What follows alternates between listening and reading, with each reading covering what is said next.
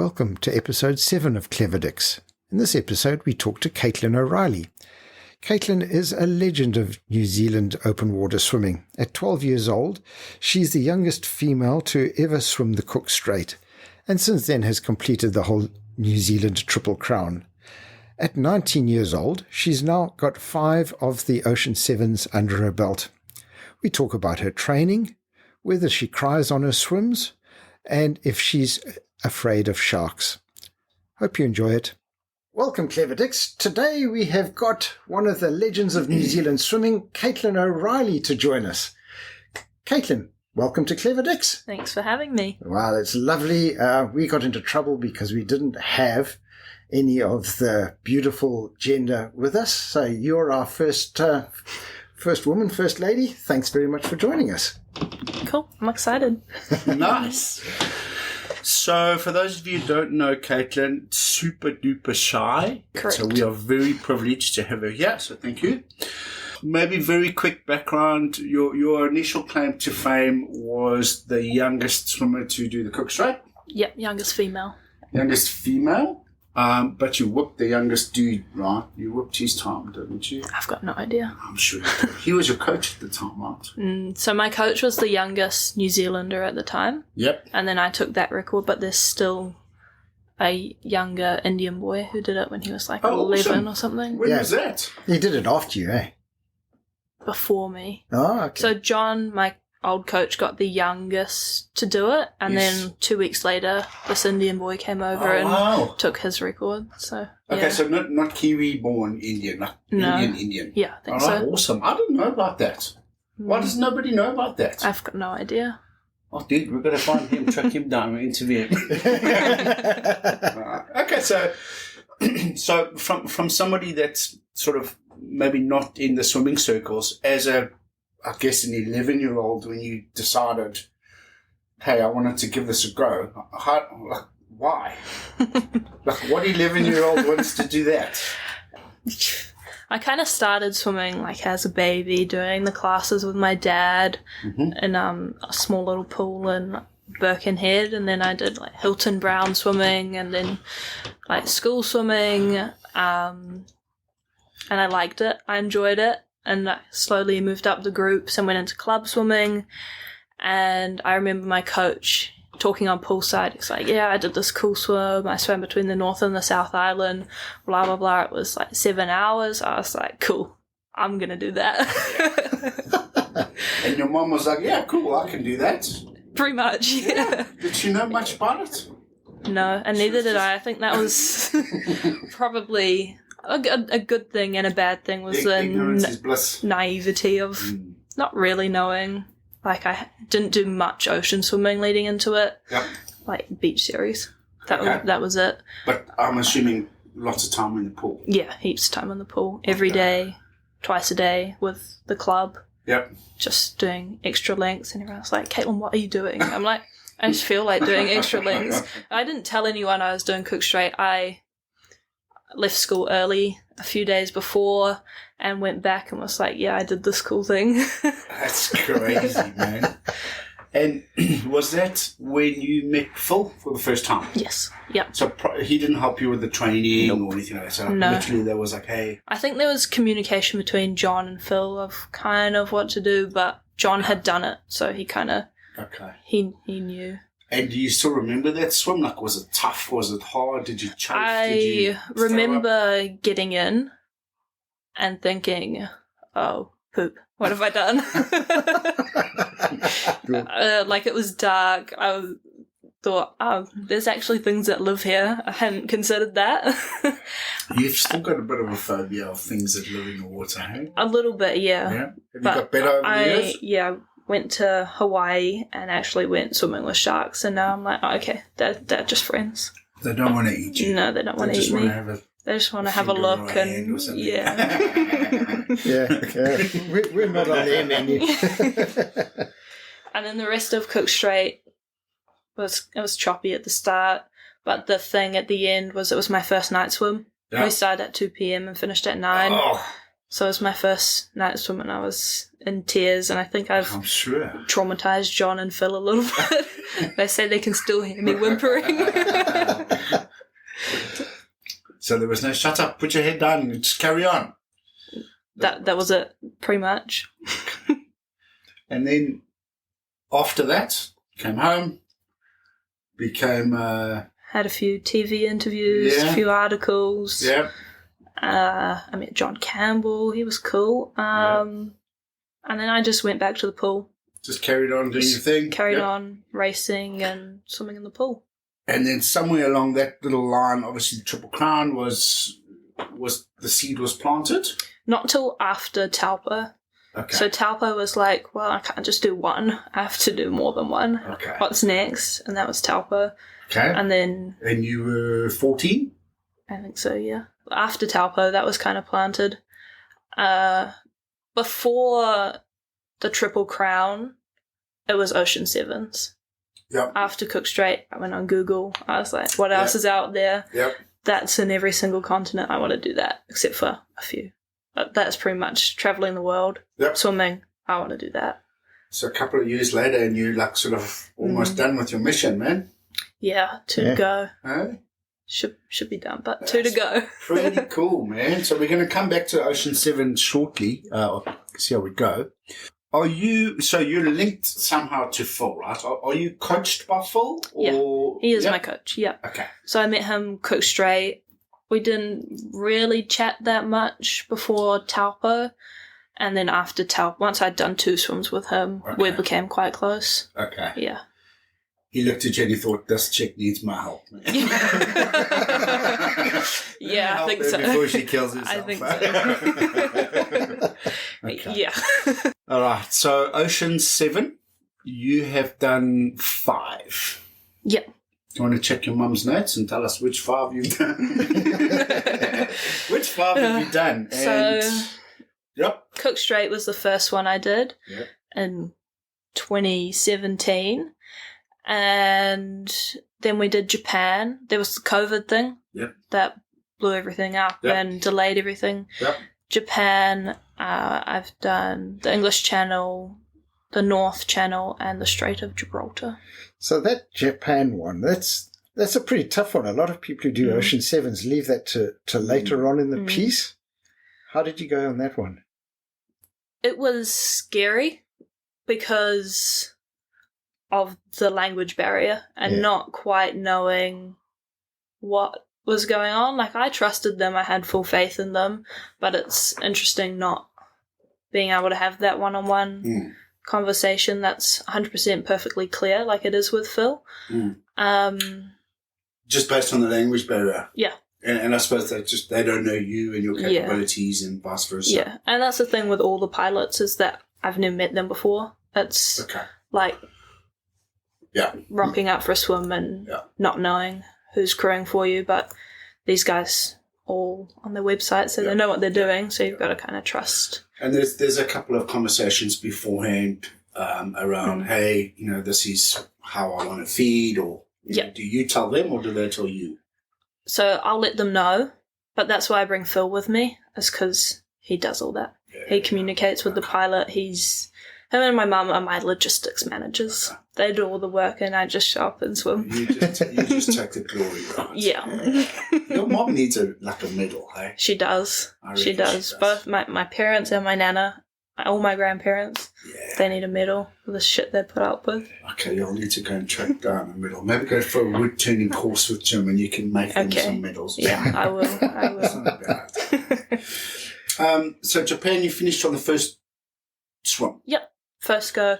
The start of the week was really foggy. We had a kind of a start that wasn't a start. We drove over where he was staying at a hotel. We had to drive over the hill to the marina, and it was so foggy. Like you couldn't even see your hand in front of your face. And it was daytime? It was nighttime when we were driving over, but the swim start was 4 a.m. Because I think the rules in Japan is you have to swim in the daylight. So same as in South I had a great experience with them. Like, we worked around the language thing. My nana and mum and papa who were there had a great time on the boat and felt they were really invested in the swim and cared about the swim. So I think it's perspective of how you look at it. And possibly, I don't know, a different crew or a different skipper or a different day, different weather, different stresses, you know. Yeah. So from your perspective, They were great. great swim. Yeah. Recommend it to everybody else, and off you go. Awesome. What was number 3? English Channel. Yep. Oh, we did attempt LA, but that didn't go as planned. I was great into the lead up. I was swimming really well in the pool. Mentally, I was there. Yep. We got on the boat, teered over, saw some cool dolphins, some seals, and it just didn't work out. I was in tears. I was having like anxiety as such before the swim. Decided I was going to... Any reason why, or just the unknown? Just the unknown. I think it might have been a little bit of a sharky thing. I feel like that sometimes when I go to work in the morning, I'll just stop and I cry. Yeah. Just don't know why, I just don't want to go. Well, that's why I swim. You feel like that too sometimes. Oh, the tears on the way to work are such a regular basis. Okay, we can relate to. Yeah. And the dark, I think, was another factor, but it just wasn't my day. So we went to Disneyland and then came home. Awesome, right? So it's still a great trip, right? But that's the thing with open water swimming, right? Is that you can plan and plan and plan and plan, and just if you're not going to have the right day, be it logistically, weather-wise, Or just sometimes it just 100%. doesn't work for you. Yeah, you just get there and it's not happening. It never goes perfectly. And those are big lessons to learn, right? Yeah, especially 100%. as like a 15-year-old, 16-year-old when you were doing it, right? Yeah, no. Yeah, definitely big lessons learnt from all of my swims. Catalina, it was a mindset thing. Yep. English Channel, it was learning about the training beforehand. Yep. Because I had really good training beforehand, and I smashed English Channel. I think I was the fastest female of the season, and the only faster time was the world record. Okay. So Killed it. I was pretty stoked with that, and it was a good swim. I didn't cry. The first swim where I didn't cry. But 90% of the swims, it's What are your a mental memories of thing. the English Channel? I didn't cry. That's what I said when I got out. That's awesome. What time did you swim it? 9 hours 30 something. That's cruising, hey? Yeah. And you went from England to France or France to England? England to France. Most of them go that way, don't they? I think there's something with starting on France. I don't think you can do it anymore. Oh, Something to do with the French. All right, cool. After English Channel? The North Channel from Ireland to Scotland. Tough. Not as tough as expected. Like, it was tough, obviously, because I'm swimming for hours on end. Yeah. But I was expecting 12 degrees, jellyfish, all this crap to come my way. Yeah. It was like 16 degrees. I saw like 2 jellyfish the whole time. I was like, what's going on? When's it going to happen? Yeah. So no tears? No tears. No 2 tears. in a row. I know. Awesome. And then the most recent successful was Strait of Gibraltar, which again was a different experience altogether. Yep. Because I had to swim in a group. Yep. It was a last minute decision. We were like, yeah, we're just going to go and see if we can get a spot. And they're like, there's a spot on this team. Yeah. You can swim with them if you like. And I was like, yeah, because I don't want to sit on a plane for another 30 hours next year Cool. to have to come back. Yep. So these were swimmers you had never met before? Nope, never. What was your pace like compared to theirs? I mean, did you have to swim slow? Did you have I had to swim fast? slow. That's hard. That it was hard. The group I swam with were part of like a organisation. They'd known each other for like a year. They'd supposedly been training together. They'd supposedly be a similar pace. 2 of them were really good. They were what they said they were going to be, pace-wise. There was another guy, he's probably not listening to this, but he was slower than expected. Okay. He hit the pace for like the first hour, 2 hours, and he just dropped off. Disappointed. just died down. So I was like doing kick and doing dolphin dives underneath him. I'm like, you can do this. So what I could have done in maybe 4, we did in 6.5. Oh, well, that's painful. Yeah. Okay. But, Yeah. still But it don't was a mind. good experience. We had dolphins, Yeah. and And Morocco is quite nice to look at. and yeah, I believe it's Morocco warm. is pretty cool. Hey? Yeah. So I've got a couple of mates that did that. In fact, I booked and paid for that swim and never went. I got sick, landed up in hospital and gave my spot away. And the guys that I swam with had like the most unbelievable conditions. And they cracked it in, I think it was like 3 hours, 20 minutes. Yeah. And they just like had a killer swim, you know what I mean? And also there was 3 of them swimming together. Yeah. But all trained together, and I think logistically worked out quite nicely, but great swim. Yeah. And you start off in Tarifa, right? Yeah. And Stunning place. Yeah. Like you want to go. That's my favourite on a place. holiday there. Out of all the swims I've done, that's the nicest place I've been. Make a note, Jim. We're going to start saving. Okay. That's so nice. Good. Tarifa. All right, cool. What do you feed with traditionally on your swims, and how often do you take your feeds? So I do the first hour. Yep. And then every half an hour after that. Yep. And basically I just have sugar. Powerade, pure gels or goo gels, and some lollies. Sometimes I have pancakes. Those are good. Yeah. Pancakes with a little jam. Nice. With jam. How do you keep the pancakes dry? I'm given them in a container and I pick them out and put them in my mouth. That's quite an art, eh? Depends on the conditions. If there's a bit of swell, then sometimes they're a little bit soggy. Yeah. But I've Salty perfected pancakes. the technique. And when you get cold, do you struggle to chew? I suppose Not really. Pancakes are pretty easy, right? Not too bad. I've never really been that cold on a swim where I've had to kind of think about. The only thing is the ice swimming, but that's not long enough where you need to feed. Now we've got to talk about that one. So you did an ice mile, Yeah. but it's not on the Technically, I record haven't. books. It was that. Just I was too young. too young. I think that was because all the people around you didn't check the rule book and got you to do the swim just because they Yeah. could. Mum right? didn't tell me till after I'd done it that it didn't count. She was like, FYI, I've looked through the rule book. That didn't count. I'm like, okay, we nice. know you did it. We Good. know you can't. It counts with the people that were there. Yeah. It's okay. I have to go back and do it again. An extreme. I'm with you. What was your experience? How did you feel after an ice mile? I was freezing. Freezing? Yeah. Recovery harder than the swim? Yeah. 100%. Did you cry? 100%. Yeah. Not during the swim. During the swim, I felt great because you can't like feel anything. My stroke was. Yeah. Well, your tear ducts are frozen. Yeah. Getting in and walking to the camper van, that was the hardest part. Yeah. I think on the mile, Mike Cochran carried me to the camper van. Yeah, I remember that. Yeah. Because you just can't control your limbs anymore. Yeah. Right? And my feet were so sore because they're so cold on the stones. So I was like, just carry me. So Mike carried you, and we had camper vans heated up, Yeah. and you obviously got your buddy to assist you get wet togs off, dry stuff on. Yeah. So that's the first 5 minutes. And then you just then you sit cried there for. crying and shaking for the next hour and a half. Who did you cry with? My mum. I brought my mum and my nana with me. And there was probably some, I'm never going to do this again, this is stupid, or no. Yeah. Yeah? Yeah, a little bit. And how long after that swim did you decide that you're going to come back and do another one? Like maybe 2 hours after. Once you're recovered and warm, you're like, oh yeah, that wasn't so bad.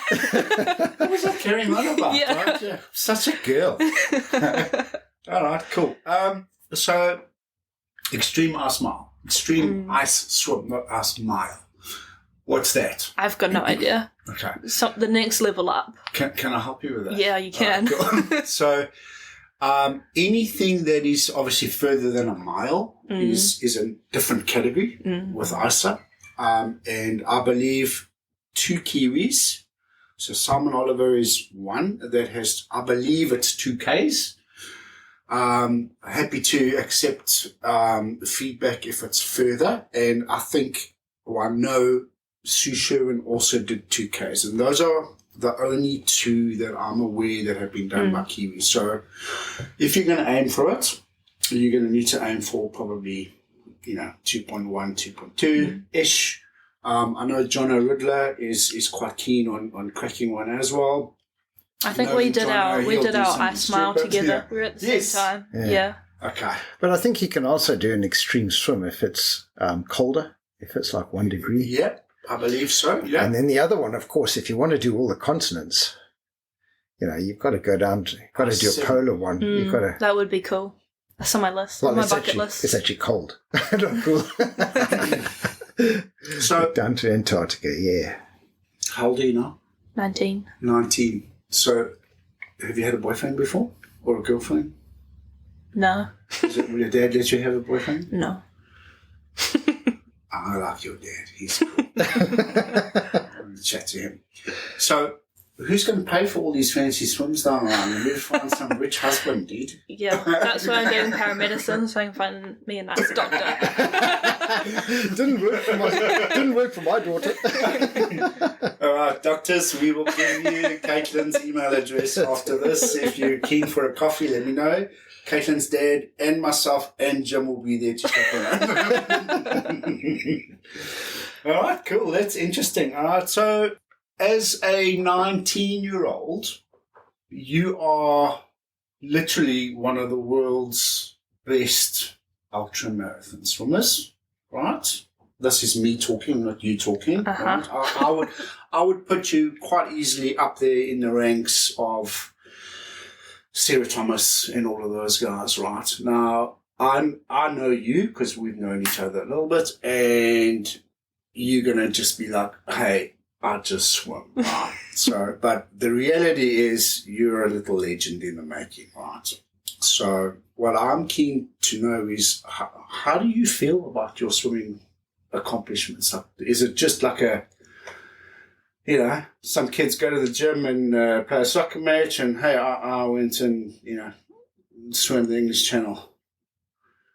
It is a bit like, it's just what I do. Yep. It's just what I like to do. But the other part of me is like, that's very cool. That's really cool. I've got my certificates on my wall and I've got my little club trophies. You must be super proud, man. You must never forget it, eh? Yeah. And the other thing that I'm keen to know is that, what happens after Ocean 7? Do you hang up your kit and take up baseball? Or what do you do? I was thinking tennis or golf. Make a bit of money. Tennis. Make a bit of money. Swimming's not doing that for me. There's tons of money in marathon swimming, right? Don't you get a free pair of that's goggles spending. Spending. There's a difference. So just on that, I'm just kind of interested. There's a lot of people much older than you who do marathon swimming. Is there been any sort of challenges being one of the younger? What's it kind of like? Have you got any other 19-year-old friends is what he's asking, or all your friends old farts? No comment. It is challenging not having a group of people my age marathon swimming, because people my age don't get it. But I am lucky that I swim with a club, and they are pretty much my age. And they're pretty much doing the same thing. I'm training with the same people every day at North Shore Swimming. The only thing is the open water swimming. There's people to train with, but not my age, which I don't mind. That's not a big deal. Okay, that's cool. Yeah. So your North Shore Swimming, every now and again you hop in and you do some swimming galas? Do you still do galas? Like 1500s? Yeah, swim meets, yeah. Swim I was meets, like, what's a gala, Grandpa? Yeah, okay, clever dicks. Yeah, like there's nationals in April, which I think I'm going to go to. Yep. I worked hard and qualified for the 1500 and the 800, and then they went and changed the time and like made it slower by 20 seconds, and I was like, oh, damn. So what would you go and swim a 1500 in? Like time-wise? It's been a while? 18:28, I think, is my PB. What's your PB, John, for 1500? That'll be about 40 minutes. Mine's about the same. That's fast, hey? So that's another thing. In the ultramarathon swimming world, I'm one of the faster ones. In the pool, I'm one of the slower ones. And that makes it really difficult. And everyone's like, oh, well, you can swim 80 Ks. Yeah. 1,500 is easier. It's like, no. 1,500 meters is easy. 1,500 at pace. It's a lot different. Yeah. It's hard work. Yeah, completely different sport, eh? Yeah. Technique different? I think if you look at like a Katie Ledecky and you look at a Sarah Thomas, it's quite different. Yeah. But I think all swimmers have different technique. Yeah. Yeah. Have you ever swum in a wetsuit? Just once. Yeah. No. When I was racing, so doing open water champs and stuff like that, I raced in a wetsuit because it gives you a little bit of an advantage. Did you Yeah. This year I've entered championship instead of epic at Taupo, so I might have to chuck on my wetsuit if it's under 18 degrees, which probably it will be, right? will be the first time in a while. I'll make sure it fits. So many of the ultra marathon swimming legends are women. What makes women better than men when it comes to some of the swims? Really, so many of the people we've talked about are women. And I know there are a couple of blokes doing some amazing swims. We've got our own Jono and people like that. But why do you think women have just got the edge when it comes to marathon swimming and things like that? We're just better. No. That's the right answer. I think there's, I don't know the science, but there's some sort of science behind the pain tolerance and stuff like that. Childbirth and all that stuff, Yeah. But, and I'm guessing the mental aptitude as well, right? Most men are just soft. Yeah. Stuff you and I, right? Yeah. We'd rather talk about swimming than do swimming, No, I think it's just the people, and part of it's probably by chance that there's more female that are doing, Okay. So, talk to me. So we touched a little bit earlier about post-Oceans 7. Right? We didn't really answer that question. Yeah.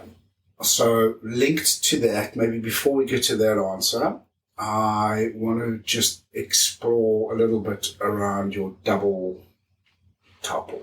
How do you pronounce it? Taupo? I say Taupo, but I think... Taupo. I don't know. Okay, that one. Okay. Where did the inspiration for that swim come from, and when did you do it, just for the listeners' benefit? It's not on there. I have to chat to your mom. I did it in That's March. like the most important swim. March 6th of 2021 or 22, I can't quite remember. But it came about after FOVO. Yeah. COVID was a shambles. We were locked down. There was no swimming, no travelling. I couldn't do my Ocean 7s. Yeah. So I sat down and had a chat with Phil. What else can we do that's completely stupid, Phil? Yeah. That was the conversation. It was like, what can we do? And I had done FOVO, Taupo, and Cook. So Phil Rush has done the double, right? Yeah. Him and Sandra Blewett. In the Blewett. 80s? Yeah, a long time ago. Yeah. Hundreds of years ago. Yes. Okay. You and Phil got together and you decided, hey, we can't travel, so what can we do to keep the momentum going? There are a few ideas, like Cook, there are Wanaka. A Cook double? Potentially. Yep. But that's logistically a lot harder. Has that been done? I think Phil's done it. Phil's done everything. I know, so annoying. Like a little legend. You got to do something that Phil hasn't done. Surely. Ocean 7. He hasn't done that. Yeah, you're good on that one. And an ice mile. Yeah, he hasn't done that. He doesn't like the cold. And you don't like lime green, so that's 3 things you got on you. That's that's good. So we were like, double Taupo. Yep. Talk to me about the training. How far in advance did you start prepping? Like a year. I think there's only a year between FOVO and my double Taupo. Yep. What does base look like for that? 40-ish, 50-ish. Yep. Basically whatever the squad's doing, and then as we get closer to the event, I'll pick it up and do extra stuff outside of squad. Couple of long swims, right? So like when Ellie did her 100, 10 days in 10 days. Yeah, that thing. I did that. I did a 10 and then I went to the pool and did a 5. I did a 100k week. And that was like my big week before that kind of built up a little bit of things. What I needed to do and a little bit of racing. Sort of 40, 50Ks a week and then maybe 1 or 2 crazy weeks around that, just from a tolerance perspective. What was your longest single swim prior to that as part of the prep? Further. How far in advance was that? That was a year. That was a year. So that didn't really count. Okay. So like in the 6 months prior to your double, did you do any, for example, 20s or? I didn't do a 20. I might have done a 10. Okay. But the biggest was probably the 10 ocean swim and the 5 in the pool. Okay. You're my type of swimmer, because we were chatting to Brian Gray the other day. And I was like, dude, that's like way too much, but it works for him, right? Obviously, different training regimes for different swimmers. And I think that's the thing with swimmers is everyone's like, what are you doing? What are you doing? And they look at the result of that swimmer and they're like, yes, that's what I should be doing. Got to figure out what every swimmer is different. Yeah. Like, I don't know anyone doing what I'm doing or anyone doing what Jono's doing for his or anyone doing what... There are similarities, but no one's doing the same thing. Okay. I think there's people who don't understand that. They're like, I must do what John is doing. We touched earlier that you did originally have a bit of a fear of swimming at night, which you've overcome. And how, just again, you went and you swam physically with sharks. You booked a little sort of expedition. Where was that? Hawaii? Hawaii, yeah. And explain that to me. What did that look like? So it started what as were like you scared of? Cook straight. Yep. I was scared of something coming up and eating me. Yep. And I thought, everybody has this. It's just get over it. Yep. And then I think I kind of kept it inside and has it built up. Has there ever been a swimmer ever in history that's been eaten on a Not an ultramarathon. No. Okay. I've Googled it lots. Okay. But you were still scared? Yeah. Okay. Yeah. And then it kind of bundled up and I think it all came out at Catalina. It was just like too much. It was all built up inside of me. And then I knew I had to do something about it. Did you watch the movie Jaws, the original one? I haven't seen that movie. I haven't seen the movie, but the song goes in my head quite a bit. I'm not allowed to watch shark movies. The Meg. The Meg. Even though Jason Statham's in it. Statham, yeah. Yeah, him. The dude of he's the good. Pack. Yeah. Okay. He was a swimmer. Or diver. A diver, yeah. He's not a swimmer. He's a diver. Okay. Very different. All right, cool. So panicking about sharks? Yeah. And then Catalina, it all kind of came out and I had to decide to do something about it instead of just sulking. Oh. So I went and saw a psychologist who just helped me through kind of things to do when I feel that. I don't know if it helped. What did she say? Cry and kick a lot? Cry and just get over it. No, like the box breathing and just little techniques to do. And then I also kind of told myself to just get over it. Yeah. And English Channel, I told myself that it was so dirty that there were no sharks. Yeah. North Channel, there were only jellyfish because that's all anyone ever talks about. Yes. So kind of distractions and just... A little bit of homework around the reality of what's out there. Yeah. Right? Okay. And then I talked to a few people, like Lewis Pugh, who's big in the open water swimming world. Yep. And he said not to swim with sharks because seeing them can trigger something or whatever. And then we're in Hawaii and I was like, I want to go swimming with sharks. Cool. So again, what works for you is not necessarily going to work for somebody else. Yeah, 100%. I reckon you're tougher than Lewis Pugh, just for the record. Anyway, cool. So you went to Hawaii, yeah? And I swam with the sharks and it was really cool. I loved it. On a boat, go out? On a boat, go out. In a cage diving? No, or just in a literally cage. Fall off the back of a boat from the sharks? Jump off the boat and there are the little sharks. Were you by yourself in the water? There were 8 of us, 4 on each side of the boat. So your odds are pretty good, right? Yeah. And I wasn't the chunkiest, so it was okay. Nice. There you go. Or wearing a wetsuit, so that's another thing. Wetsuit swimmers. look like seals. Exactly, right? That's why I don't wear a wetsuit.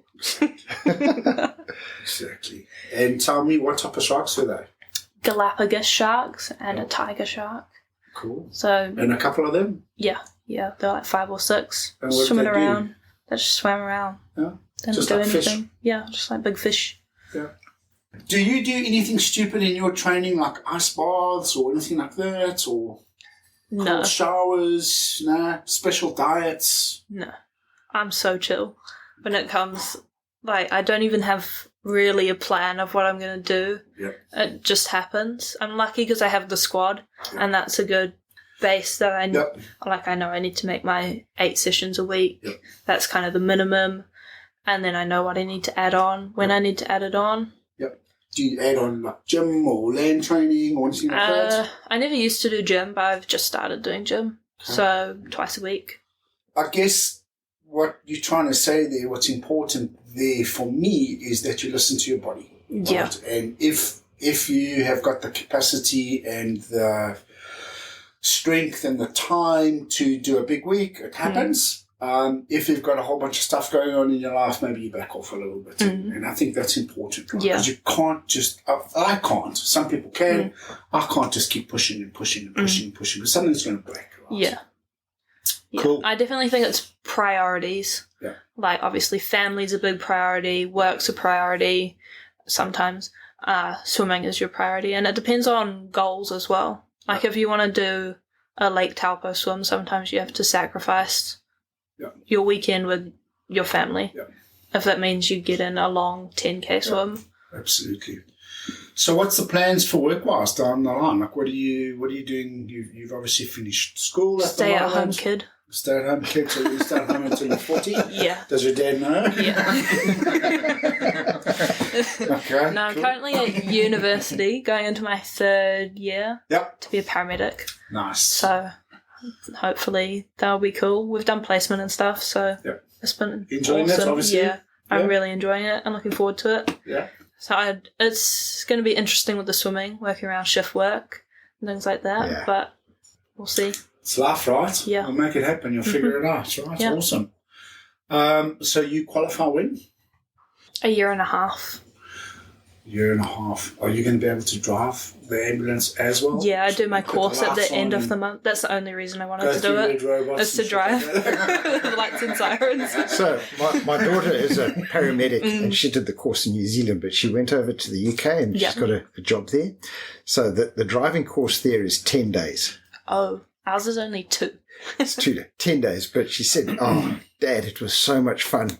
I was in a police car on the M1 going around London with the cops saying, go faster, push them out of your way. I was doing 100 mile an hour on the M1 going past these cars with lights and sirens. She says she is an absolute petrol head. I think you probably get on with her if you met her. Yeah. Yeah, so that's another option, travelling with being a paramedic. A couple of years in Oz or the UK or like Canada or something. Experience some other stuff. Have you watched the Diana Nyad Netflix movie? I have. And tell me about it. Give me a rating out of 0 to 10. 10 being awesome, 0 being shit. A 6. I think it was really good for the non-ultramarathon or marathon swimming world. It's a good insight to the sport, sort of what it's about, what people are up to. Yeah. I think the more you know, the less cool it becomes because the more drama there is and the more controversy and the more kind of crap you know about it kind of ruins the movie a little bit. I think, personally, in my opinion, she did it, but she did it assisted. Okay. Rather than the non-assisted route that most people go. Feat, yeah, 100%. She swam for 100 miles or whatever it was. 100% still a cool thing. Is that a swim that you would do? It's been done. Yeah, that's the point. It's been done. I'm going to do something that hasn't been done, so I'm in the process of thinking. Has a triple Taupo been done? No. Okay. Got to have a pretty low IQ to do that, eh? Alright. Suitable. Blonde. Have you ever had injuries? No. Nothing hectic? No injuries other than the normal kind of swimmer shoulder. Yeah. Get a massage, kind of goes away. Yeah. I'm sure something will happen as I get older. What are you trying to say? No, if you just keep on listening to your body, it doesn't have to happen. You know? Yeah. Should probably do some more stretching and things like that, but meh. Do you stretch? No. No, not really. It's my type of swimmer. Now we're talking. All right. Real swimmers can't run. Can you run? No. Excellent. There we go. Have you tried running? I have. We had a Monday off. I think it was like a public holiday or something. I was like, yeah, I'm going to go for a run. I'm going to do 3Ks. My heart rate was at 190 for the entire run. I was like, what the heck is going on? And my legs were stiff for like 4 days. You got to sit down. It's like, So no, I don't do running. Excellent. But I'm going to Outward Bound next month in February. Yeah. I think you have to run 3Ks a day, and at the end of it, you do half marathon or something. Jeez, that's pretty hectic. Yeah, I might have to start running, but I start with like 500 meters. Run, walk, yeah. run, walk. Oh, wow. All right, cool. So talk to me about equipment. You're sponsored by Zogs. I am. Awesome brand. Yep. Right. What goggles do you swim with? Predator goggles. Yeah. They're really good. Yeah. I love them. Yeah. What do you love about them? The comfort. I think you also can't say that, yes, this goggle is perfect because everyone's got different faces. Yeah. But I think it's a good general fit. And they've got 2 different sizes and things like that. So do you swim with regular fit? Yeah. No, the smaller fit. And do you change your lens like at night as opposed to the day? Or So like Catalina, Hawaii, pretty much English Channel, North Channel all started in the dark. So clear lens? So clear. And then I swap them out as the sun comes up. Yep. Yeah. Use zinc and all of those? Yeah. Zinc. Yep. Tons of zinc.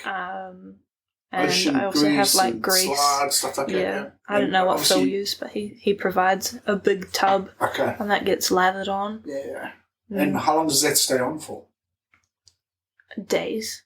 Weeks. It'll be like a week after the swim, and I'll find a bit of grease that I've missed or a bit of zinc. So it's definitely helpful. Yeah. Both from a chafing perspective as well as sun.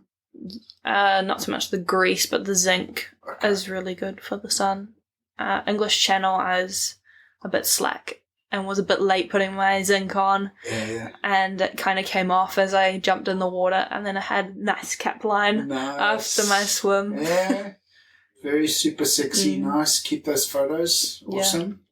Yeah. We're doctors, we'll get the photo to them. Right. Okay. Yeah. There we go. Sorted. So maybe, what do you think about swimming just as a whole in I guess globally as well as in New Zealand? Is it a growing sport? Anything that you can maybe reference to some of the younger, maybe pool swimmers, squad swimmers that get them out the pool, get them into the ocean, and trying to experiment a little bit like that? Because we tend to lose a lot of young swimmers that come up through the ranks in the pool, and they get pushed, well, not pushed, but they swim a lot in the pool, and it's not the most relaxing or exciting of environments. It's all about time and winning, and and then they leave the sport. All right, so how do we get those guys out of the pool just as they're sort of exiting their meets? We don't know what galas are in New Zealand. How do we get them into like Ocean Swim Series and Takapuna Beach Series and things like that?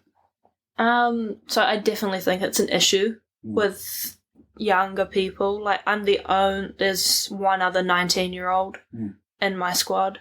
There's a few older ones. There's So you're the not granny really, of the squad. pretty much. Yeah? Pretty much. Because everyone just burns out. You get 10-year-olds doing 12 sessions a week, swimming twice a day for 2 hours, which is just pointless. They're not going to have fun. They're not going to continue in the sport.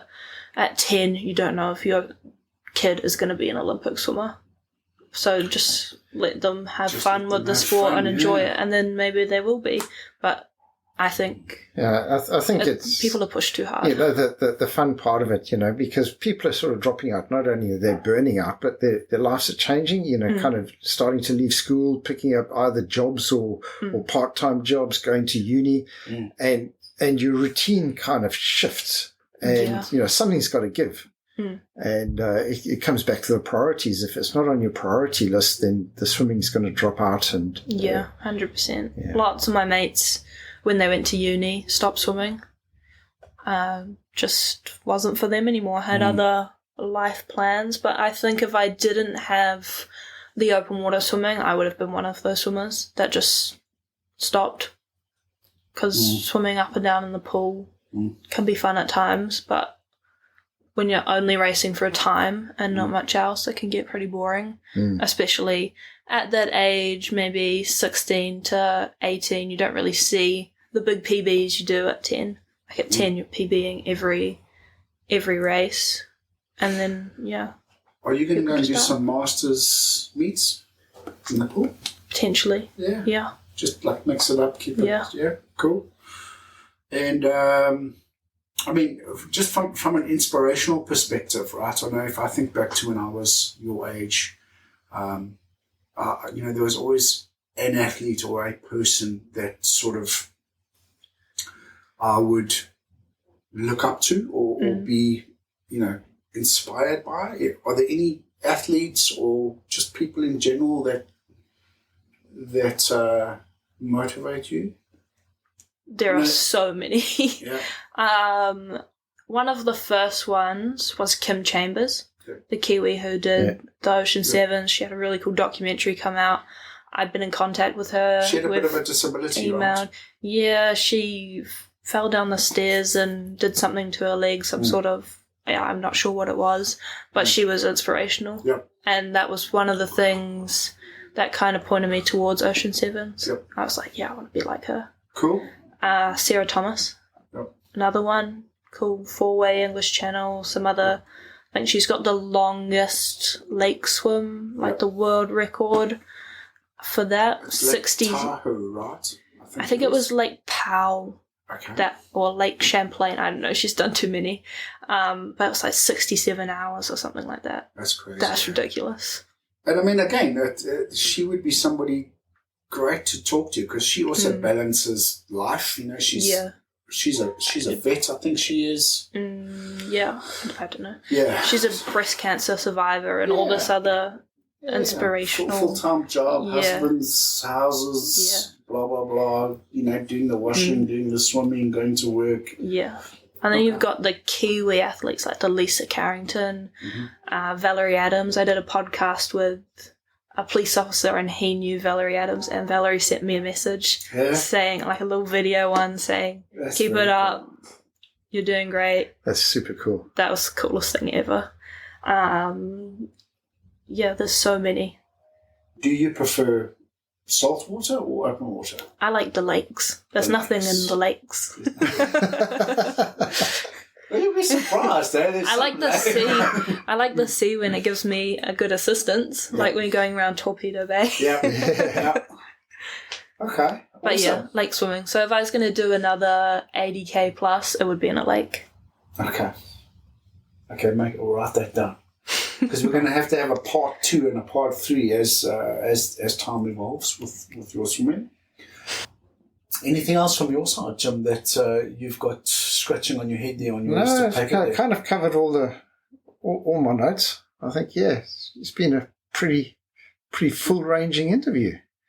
So any messages to young, aspiring, sort of potential swimmers, marathon swimmers, old, young, doesn't matter, right? So just any words of wisdom? Just have fun.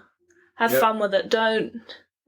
I think the reason my swimming has gone where it's gone is because I just have fun and I set a goal and I want to achieve that goal. And I never used to enjoy the training part of it, but now I enjoy the training part of it. So I think it's not just about the goal, it's about enjoying the lead up. Right? Yeah, 100%. So it's much the process as the outcome is what you're saying. Yeah. So cook straight, let's say Triple Crown was outcome. Now I'm a little older. I appreciate the training. Old and wise at 19, yeah. I have been swimming for like 10 years, which feels like forever. That's fair enough. But yeah, I appreciate the training and the being with the squad and meeting people, and like Ocean Sevens, I've met some amazing people so far. Yeah. So yeah. Well, you are an absolute inspiration to me, and I'm pretty sure that you are to people all over the world, and especially in New Zealand. And it's been an absolute pleasure having you on Clever Dicks. And where did the name come from? Well, I think it's just obvious. I mean, we are a bunch of clever dicks. Yeah. Okay, fair enough. Thank you. On our next episode, Duncan and I are going to be talking about the different characters and personalities that we meet when we're swimming. Getting into the water. What different characters have you noticed when people are getting in the water? What do you reckon you are? Soldier? Oh, no, I'm a T-Rex. I'm the little dinosaur, with the little hands, and it's cold. Hope you enjoy it.